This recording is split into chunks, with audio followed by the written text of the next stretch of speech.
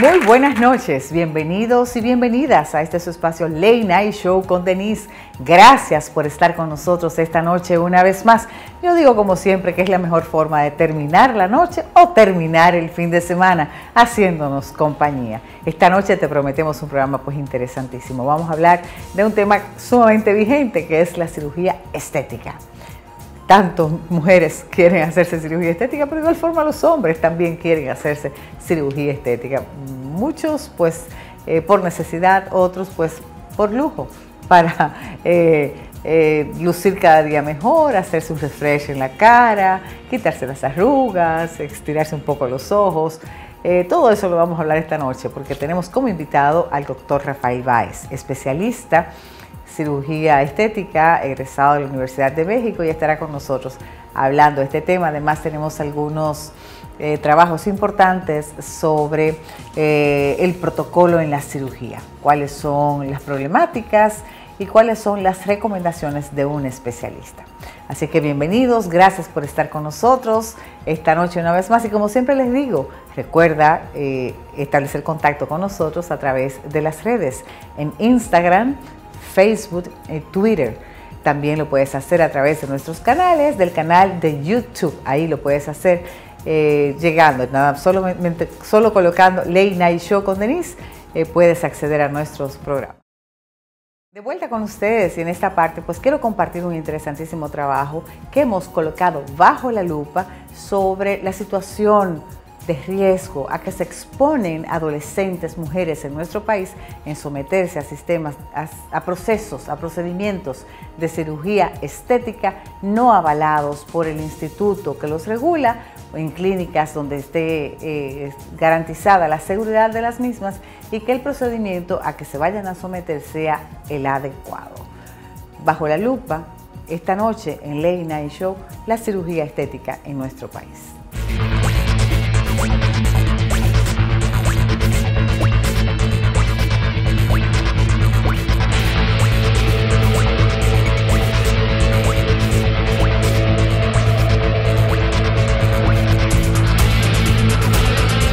Aunque es selectiva, la cirugía estética implica riesgos y posibles efectos secundarios.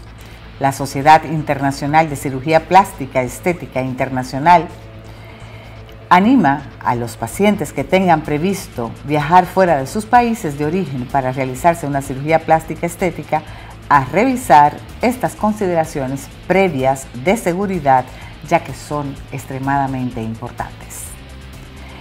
El proyecto Diamond de seguridad del paciente fue desarrollado en el año 2010 y describe 4 requisitos imprescindibles que deben requerirse en una cirugía plástica estética con seguridad para el paciente. Son los siguientes: procedimiento que sea adecuado para el paciente, paciente que sea un buen candidato para el procedimiento, cirujano que esté debidamente cualificado y disponga de contrastada experiencia para dicho procedimiento, instalaciones quirúrgicas que sean seguras, con personal perfectamente experimentado y con medios para resolver situaciones de emergencia médica. Al asegurarse de que todos estos 4 criterios se cumplen, usted optimizará su seguridad y el éxito de su procedimiento quirúrgico estético. Investigue acerca de su procedimiento, investigue sobre su cirujano, investigue sobre las instalaciones médicas y quirúrgicas para el éxito de su cirugía.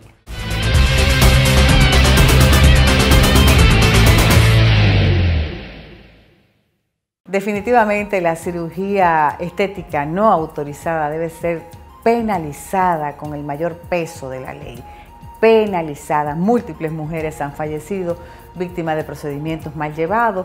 También gente que incluso en las casas se colocan un sinnúmero de sustancias o para aumentar los glúteos o para aumentar el busto. Esto debe de ser severamente penalizado en nuestro país. De vuelta con ustedes y qué bueno que están ahí frente a su televisor haciéndonos compañía porque el contenido que te prometimos esta noche es extremadamente interesante. Como les prometí, ya estoy en compañía del doctor Rafael Báez, quien es cirujano plástico, estético, está radicado en nuestro país, es santiaguero, tiene maestría, posgrado, bueno, él lo dirá más adelante, en México, y está radicado en nuestro país, especialmente en el HOMS, Hospital Metropolitano de Santiago. Está dando servicios y está incluso investigando sobre los procedimientos correctos en las prácticas de la cirugía plástica estética. Muy buenas noches. Buenas noches. Bienvenido. Gracias por estar con nosotros, por acceder a la invitación. Nos dio trabajo, Rafael, pero finalmente estamos juntos. Estamos aquí abordando este tema que es preocupante. Es preocupante porque yo digo que las autoridades tienen que tomar la decisión de enfrentar la problemática en la salud. La vida en riesgo por malas prácticas médicas debe de ser un tema de la justicia y debe de tomar realmente acciones en este sentido para garantizar la integridad física de los pacientes. Es preocupante. Por eso estás aquí esta noche para que nos hable del protocolo de seguridad en la cirugía plástica. Ese es el tema que vamos a hablar esta noche. Ese es el tema, efectivamente. Bueno, primeramente, buenas noches, ¿no?, a todos. Y es un gusto estar aquí contigo. Gracias. Y con todos. Gracias. Sí, el tema, vamos a hablar un poco de la seguridad en cirugía plástica, enfocado desde el punto de vista de médico, paciente, paciente-médico, para ver cómo se ve el enfoque de un ángulo y del otro, ¿no? Pero vamos a empezar por el cirujano. Exacto, ese es el primero. Vamos a empezar por el cirujano especialista. Correctamente. ¿Cuándo nosotros podemos, como paciente, considerar que un cirujano es especialista y está calificado para hacernos un procedimiento? Sí, lo más importante es que tiene que estar certificado, es lo más importante, o sea que tiene que tener una escuela, ¿no?, como dicen. Sería, el título es realmente cirujano plástico, estético y reconstructivo, ¿no? Tiene que venir de una institución seria, de dicho país en que se enfoque, ¿no?, el procedimiento, en este caso República Dominicana. La sede acá es SODOCIPRE, ¿no? Entonces ser miembro de SODOCIPRE, pues obviamente te da una... Es una garantía. Es una garantía, te avala basado en los títulos que tienes, ¿no? Certificaciones, ellos te investigan todo y te aprueban o no si puedes pertenecer como miembro de la sociedad. Ya. ¿Cuándo es considerado que un cirujano está calificado? ¿Por qué? La pregunta, porque yo como paciente puedo llegar a la oficina de cualquier especialista, de cualquier cirujano estético y ver una pared llena de títulos. Correctamente. Y puedo confundirme. Exactamente. Realmente, ¿cuándo está calificado? Y es una de las preguntas, bueno, inquietudes que siempre le pasa al cliente o al paciente, que me pregunta, doctor, pero yo me operé luego con tal médico y se supone que él era cirujano estético, dicen, ¿no? Que luego vamos a aclarar en qué consiste esto. Pero el simple hecho de tener títulos en la pared, pues no te certifica que realmente estás preparado para realizar esos procedimientos. Yo considero que el paciente lo que debe hacer es una investigación del médico, que es lo que yo invito a hacer, y lo puede hacer de muchas formas. Una de ellas es llamar directamente a la sociedad competente, como habíamos dicho, en este caso SODOCIPRE. Puedes llamar directo y preguntar si el médico está certificado o avalado para trabajar en dichos procedimientos estéticos. Esa es una. Otra es la fuente de internet, es una fuente amplia, obviamente. Sí, ahí buscas, ya eso es una ventana al mundo. es una ventaja, buscas directamente y ya puedes encontrar el médico, de hecho hasta con su licencia y todo acá. Entonces son dos formas de cómo alcanzar, ¿no?, depurar al dicho médico que te interesa investigar.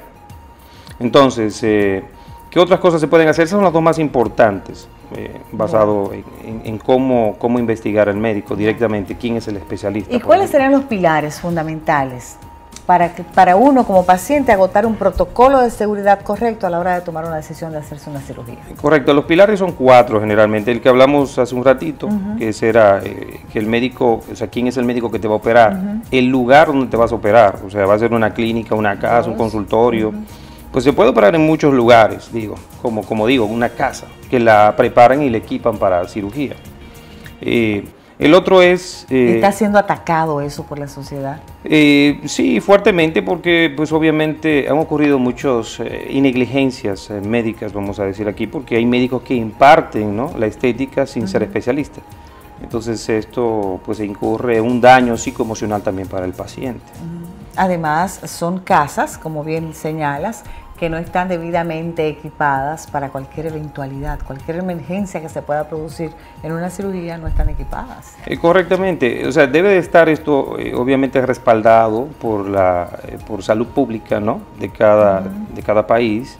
Debe tener los controles de calidad para cualquier eventualidad que se presente, entre ellos complicaciones, que es lo más importante. Un sangrado tan simple como eso, ¿no?, por decir la palabra simple, y estás en una casa operando que no tenga los niveles de respaldo, imagínate qué problema. Pero bueno, puede ser una casa, perfecto, no voy en contra de las casas siempre y cuando estén avalados por las instituciones pertinentes, ¿no?, ya, claro, legales. ¿Cuál otro pilar tenemos para los protocolos de seguridad? Algo importante es cuando defines al cliente en lo que es el plan quirúrgico. El planeamiento quirúrgico es cuando vas a realizar ya los patrones de búsqueda en el paciente, o sea, que el paciente esté correcto dentro de las biometrías hemáticas, que también le llamamos hemograma, ¿no?, que no tenga anemia, que sus riñones estén funcionando bien. Le tienes que mandar a hacer todo un protocolo de laboratorios, ¿no? En el protocolo de laboratorio también debes de trabajar en equipo con otros médicos. ¿Cuáles médicos son estos? Por ejemplo, un cardiólogo, médico internista, que te dé apoyo en este punto, basado en un riesgo de la cirugía. La cirugía se puede estimar de varias formas. Por ejemplo, un paciente que te vea con anemias, sea diabético, hipertenso, entonces tiene que depurarse eso, ¿no?, tiene que investigarse. También debe de consultar un anestesiólogo dentro de la preparación, el planeamiento quirúrgico. Aparte del anestesiólogo, pues le va a decir, ¿no?, que cómo va a realizarse el procedimiento, cómo va a ser la anestesia, la forma en que se la va a introducir, etcétera, ¿no?, para que el paciente se sienta en confianza, ¿no?, seguro, que entienda seguro.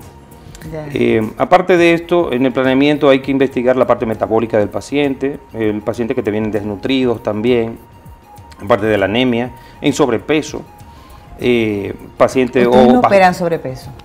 No se debe. Bueno, el sobrepeso es una condición que eleva la morbilidad, vamos a decir, la posibilidad de que las cosas salgan mal, ¿no?, tanto en la cirugía como posterior a la cirugía. Entonces, ¿por qué? Por la presencia de grasa. Correcto. Específicamente, si hablamos de un tema, sería liposucción, ¿no?, o lipoescultura, que le llaman. La diferencia en una y la otra es que en una sacas grasa y en otras moldeas. Que es la liposucción es extraer grasa, la lipoescultura es esculpir. Pero hay topes, vamos a decir, de grasa. No puede sacar pues un promedio entre 5 litros, algunos cirujanos tienen otro estándar de seguridad de 6 litros, etcétera. Pero el problema cuando sacas, te excedes de estos promedios, 10 litros, 11, 12 litros de grasa. ¿Descompensas el organismo? Totalmente. Entonces ahí es donde vienen los riesgos. Eso es un punto, por eso el sobrepeso, ¿no?, es importante pues valorarlo, ¿no?, con el paciente, de los riesgos que puede traer esto dentro de la seguridad. ¿Cuál es la titulación que debe de tener un médico calificado para hacer una cirugía? Bueno, plástica, estética. Exacto. El tema ahí, por ejemplo, que si te vas al punto de que hay cirujanos estéticos en el país y en todo el mundo, que es algo que se realiza en todo el mundo, son talleres o cursos, ¿no?, que se realizan estéticos. Estos realmente no son cirujanos plásticos, no están calificados para ejercer un procedimiento o una cirugía estética, vamos a decir. El único calificado y la única especialidad avalada es el cirujano plástico, estético y reconstructivo. Es la única reconocida como especialidad. Pero pues, y dice así mismo especialidad. Sí, correcto. Tienes que tener un diploma, si no vamos a, como debe de ser. Una institución reconocida. Sí, y un título, que son cosas diferentes. Y los sellos propios de la institución. Y luego ser examinado por las instituciones de nuestro país, ¿no? Si vienes de afuera, porque aquí también se hace una especialidad en cirugía plástica, también hay una escuela acá. Tú sabes que yo pienso que el ser humano tiene muy mal hábito. Nosotros tenemos una mala costumbre y es que no leemos etiquetas, a veces ni siquiera de lo que vamos a ingerir, no leemos etiqueta, pero tampoco investigamos realmente, minuciosamente, sobre el médico que nos va a operar. Eso no es una tradición. Claro. Eso no es una cultura de la población dominicana, yo diría que quizás del ser humano. Culturalmente eso hay que educarlo. Correctamente, y eso, el desconocimiento, se llama desinformación también, ¿no? Que el paciente no está enterado, o no sabe cómo buscar, realmente porque se la refirió el vecino, le dijo vete a operar, que lo opera bien, pues él también pues va y se opera, ¿no? Entonces, pues hay muchas fuentes, ¿no? Como había dicho el internet, llamar directamente a la sociedad y esto, pero tiende a confundir mucho, porque dentro de los factores de confusión están el tiempo. El paciente se desespera, viene de vacaciones, muchas veces el 70% de nuestros pacientes vienen de Estados Unidos o de Europa, generalmente. Entonces, por decir un porcentaje, entonces estos pacientes vienen con vacaciones previas, ¿no? Ya obviamente con un tiempo específico, 14 a 21 días. Entonces, la velocidad, ¿no?, en que vienen entorpecen un poco el proceso también para preparar bien un paciente basada en la seguridad, que es lo que hablamos. Entonces, ¿qué tiempo tú requieres para preparar un paciente de antelación? ¿Qué tiempo? De antelación, el paciente debe venir mínimo por un mes, eso es lo adecuado, para que tengas todo el tiempo, ¿no? Entre ese mes lo preparas en la primera semana. Hay muchos temas ahí de por qué cuando un paciente se baja del avión no puede operarse inmediatamente, que se ve muy frecuente que el paciente quiere operarse al otro día. Entonces, ahí tiene que ver mucho con la descompresión de la cabina del avión, es una cámara hiperbárica en el aire. ¿Qué puede producir sangrado? Embolias. Embolias. Sí, correcto. No te creo. Bueno, si te entras a la cirugía inmediata, esos son estudios dentro de la seguridad que se van entendiendo a través del tiempo. Pero cambia constantemente la seguridad y vamos entendiendo muchas cosas, ¿no? Antes no ocurrían tanto el tromboembolismo, no se operaba tanto, entonces hay muchas variedades, ¿no?, que están ocurriendo, muchas variables, perdón. Entonces, esa es una de ellas, pero el tiempo es un factor, como dije, la parte socioeconómica. ¿Por qué socioeconómica? Porque el paciente está buscando un paquete, una oferta doble, el 2x1. Entonces, digo de algunos pacientes, obvio, ¿no? Sí. ¿Por qué la velocidad y donde debe de tomarse el tiempo? Entonces no se toman el tiempo porque está en oferta, está económico. Tiende a confundir un poco porque hay muchos cirujanos estéticos que tienen estas ofertas grandes, pero también hay cirujanos plásticos que también las tienen. Entonces, si tienen altos volúmenes, entonces el paciente tiene que investigar. Este es cirujano plástico, está obviamente formado para realizar sus procedimientos, o es un cirujano estético la cual no lo está. Entonces, esa diferenciación es importante, ¿no?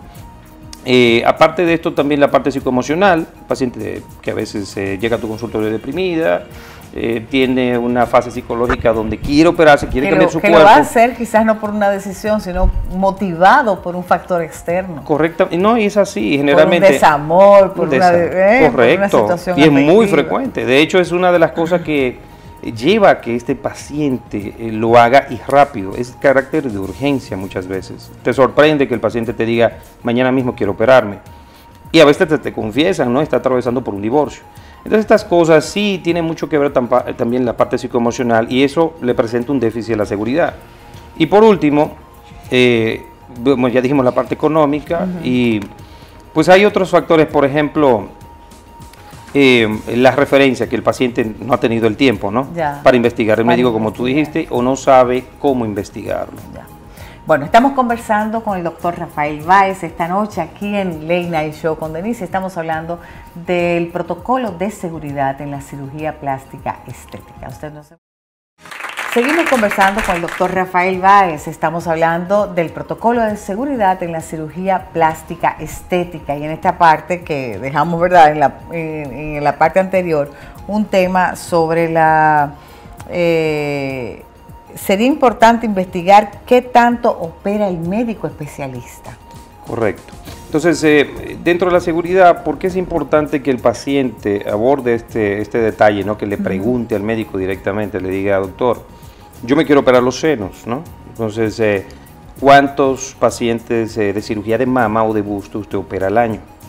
Entonces, el médico te tiene que responder, yo hago 1000 cirugías de esa o hago 5 al año. ¿Estás rico? Entonces, se hace 1000 cirugías. Bueno, sí, y te daría un punto de confianza. Son dos cosas a favor. Son dos cosas, claro que sí. Pero aparte de eso también... Pero hay médicos que se especializan en cara, en busto, en liposucción, en nalgas, o sea, hay médicos que se especializan. Serían subespecialidades, o sea, vamos a decir, le llaman también fellows, o sea, como que se enfocan exclusivamente en una parte anatómica del cuerpo. Porque el cirujano plástico, pues obviamente se forma en poder hacer todo, ¿no? Pero ya puede elegir algo en específico. Por eso es que hay médicos definidos en ciertas áreas. Y en ese caso yo preguntaría, ¿no?, al médico, como paciente, si opera busto. También otra pregunta importante sería, que usted opera 1000, eso es un buen número, pero ¿cuántas se le complican? El médico te tiene que decir, ¿no? Bueno, si es honesto te lo va a decir, ¿no? Se me han complicado 10, o bueno, o luego te enteras en la farándula. Es una pregunta de seguridad. Es una pregunta de seguridad, porque eso es lo que estás investigando, ¿no? Para operar, para poder operarte. Entonces, pues eso es importante. Dentro de ese... Ya, hace un momentito hablamos de las locaciones para las cirugías, hablamos de los hospitales, centros médicos, clínicas, casas, mencionamos la palabra casas. Sin embargo, yo me imagino que hay un protocolo de seguridad que tiene que hablar de la cantidad de equipos o los tipos de equipos que deben de estar disponibles dentro de ese establecimiento donde se va a hacer la cirugía, porque pudiese darse el caso que haya una casa que tenga todos los equipos necesarios y esté haciendo la cirugía. Sí, correcto. Entonces, en ese caso, sí, lo que pasa es que ya en eso interviene salud pública, ¿no? Y donde tiene pues la institución encargada de regular estos detalles, ¿no? Cantidades de equipo, cantidad de cirugías que se están realizando, si se pueden realizar dichas cirugías en esta pues casa, en este caso, ¿no? Y si está equipada adecuadamente para las eventualidades que pueden ocurrir y las complicaciones, que era lo que te decía, que le falte sangre al paciente, que le falte algo, ¿no? Tiene que tener todo organizado, ¿no? Pero más que todo, pues avalado por la institución. Claro, claro. Dice, ¿qué por ciento de pacientes, aquí entre las preguntas tenemos, llegan a la consulta apto para operarse? ¿Qué por ciento de pacientes apto para operarse desde el punto de vista psicoemocional y físico? Sí, entonces esto va a depender, porque pues los pacientes realmente... muchos están estables, obviamente, emocionalmente, pero hay un gran por ciento que no lo está. Entonces, es definir eso. Por ejemplo, en mi opinión, ¿qué hago muchas veces cuando yo veo un paciente? ¿Cómo te afecta la seguridad del paciente eso? Bastante, porque, por ejemplo, de por sí, si el paciente no va a tener el resultado que desea, sus expectativas no están claras, pues vas a tener un problema psicoemocional para el paciente y quizás legal para ti. Entonces, son dos problemas, ¿no? Ahora, ¿cómo tú puedes discernir esto? Entre muchas de las cosas que tú puedes hacer es, por ejemplo, hay pacientes que te llegan con un trastorno dismórfico corporal, o sea, el anoréxico, por ejemplo. El tema no es anorexia, pero te llega un anoréxico y te dice, doctor, yo quiero operarme porque me veo mi cintura ancha, ¿no? Y tú le dices, más o menos, enséñame cómo te ves, pero simúlamelo, ¿no? Con tus manos. Y el paciente, en mi opinión, está así de delgado, ¿no? Pero el paciente te lo pone 3 a 4 veces más, te aumenta el tamaño. Entonces ya sabemos que hay un trastorno donde el paciente no percibe adecuadamente la forma de su cuerpo, o las dimensiones, mejor dicho. Entonces ya por ahí comenzamos con un inconveniente, ¿no? Donde hay un patrón. Oye, yo no sabía que eso se daba. Sí, muy frecuente. No, y al contrario también, o están vamos a decir, están bien, se ven bien, y te dicen que están demasiado delgadas, ¿no? Entonces tú dices, no, pero, o sea, te tienes que ubicar en la psicología del paciente. Muchas veces el apoyo en fotos ayuda mucho. Cuando el paciente me llega, me gusta decirle, bueno, ¿cómo te gustaría? ¿Cuál es la perspectiva que quieres? ¿Los recomiendas? Sí, pero hay que tener cuidado, porque cuando tú le haces un estudio en fotos, hay simuladores quirúrgicos en fotos, se le toma la foto al paciente y se le hacen los cambios programados. Eso puede tomar 15 minutos, entonces le haces el antes y después. Y le dices, mira, yo opino que tu cintura puede quedarte así, tus glúteos así, el busto, las mamas así. Entonces el paciente tiene una idea si le gusta o no, de acuerdo al cambio que desea, ¿no? Es el momento donde el paciente puede preguntar, ¿no? Y decir, doctor, no me gusta o me gusta, pero te vas llevando, ¿no?, de la realidad del paciente, que muchas veces te dicen, yo quiero una microcintura, una cosita muy pequeñita. ¿Y su condición física no puede? De hecho, los huesos no están diseñados, o sea, los huesos de esa paciente, su cadera, la pelvis, o sea, no se puede. Es cierto que se sacan las 2 costillas. Eso salió un poco de sí, se pueden sacar, pero no es una cirugía indicada porque las costillas realmente no sirven de protección, están ahí por una razón, ¿no? Para proteger ciertas partes, ¿no?, donde están ubicadas de acuerdo a cada órgano, el riñón, el hígado, etcétera.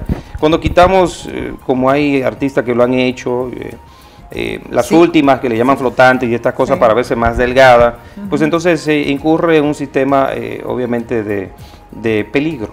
porque pues están ahí para protección por trauma, entonces ya no la tienes, ahora tienes una deficiencia, ¿no? En esa protección. Claro. Hablamos del mes que necesita un cirujano para atender a un paciente, pero no realmente concluimos. Sí, ¿Cómo bueno, se prepara? lo más importante es que cuando te llegue el paciente, y creo que es lo número uno, es que muchas veces ya si hablaste con el paciente un mes, 2 meses antes, 3 meses, que eso obviamente en la cirugía plástica se da lo que se llama el plan, ¿no?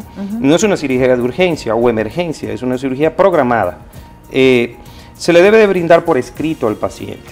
Se le dice, ok, mira, si te vas a operar los bustos y también te vas a hacer un poco de lipo, te voy a indicar o te voy a hacer llegar ya sea vía internet o físicamente las recomendaciones, ¿no? Que yo brindo, que son estas: no fumar, no debes de tomar X tiempo. Medicamentos como la aspirina, no debes de tomarla porque te puede producir trastornos en la coagulación, en la sangre.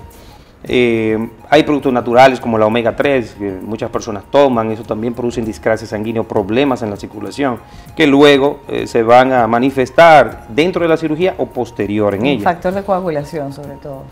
Que de hecho nosotros lo tenemos que investigar, pero dentro de ese escrito que te digo, el paciente tiene que ir leyendo día por día. Si se lo entregué hace 3 meses, va leyendo, ok, día tal, no debo... Como seguridad entregas una... Es parte, correcto, porque si el paciente ya está enterado hasta el último día, o sea, el día de su cirugía, sabe hasta cómo va a vestirse, sabe que no debe llevar un pantalón muy apretado, se va a hacer una incisión, sabe que no debe utilizar pues cierta vestimenta, ¿no? Que están todas documentadas ya.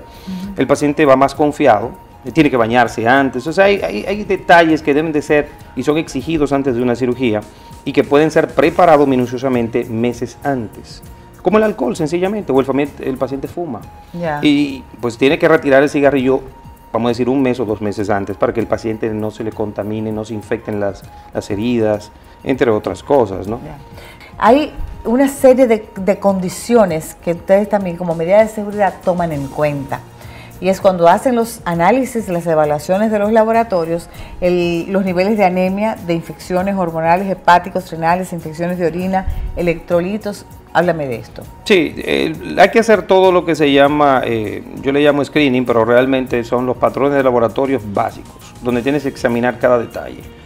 ¿Por qué digo esto? Porque se ven en algunas instituciones, pues no muy legales, vamos a decir, que por asuntos económicos del mismo paciente le mandan a hacer una prueba sencilla, a ver si tiene anemia. Y a veces ni eso. O sea, se escuchan cosas, ¿no? Son indicadores. Entonces, debe de ser al pie de la letra. Todo debe de realizarse como va. Hasta pruebas virales, pues si el paciente, todo tiene su indicación. ¿Y todo esto lo haces en cirugías ambulatorias o con internamiento? No, eso es importante porque generalmente ya cuando hay una cirugía mayor, que luego podemos hablar de eso, la diferencia entre una ambulatoria, que es una cirugía sencilla, que puede ser, por ejemplo, sí, pero este tema de seguridad, todo esto lo tienes en ambas. No, porque la seguridad que me enfoco ahora es para cirugía mayor. La cirugía ambulatoria, que puede ser otro tema, hay que tener la seguridad, pero no es... no es tan estrecha, ¿no? Porque son detalles rápidos, con anestésico local, pero debe siempre de tener una investigación amplia en el paciente. ¿La presencia de cuáles médicos da seguridad a un paciente o ofrece seguridad a un paciente? La presencia de cuáles médicos en una cirugía mayor. O sea, además del cirujano. Exacto, pero ¿te refieres a cirujano plástico? O... Sí, cirujano plástico. O sea, ¿te refieres al equipo? Todo el equipo que vamos a trabajar, sí, claro. El equipo debe ser conformado cuando el plástico o el cirujano ya decide operar a su paciente, se le realizan los estudios de laboratorio pertinentes, ¿no? Y entiende que está todo bien, entonces debe de ser un segundo anillo de seguridad, le digo, que sería ver el cardiólogo o internista que dé su opinión, valore el riesgo del paciente, enfoque el paciente desde un punto de vista qué tiene y qué podría ocurrir dentro de la cirugía, hacer sus recomendaciones por escritos, de hecho, y firmado por él, donde él recomienda que se tome su antihipertensivo o que no se lo tome, etcétera. Aparte del cardiólogo o internista, que puede ser que avale esta cirugía, el anestesiólogo que dé su punto de opinión también.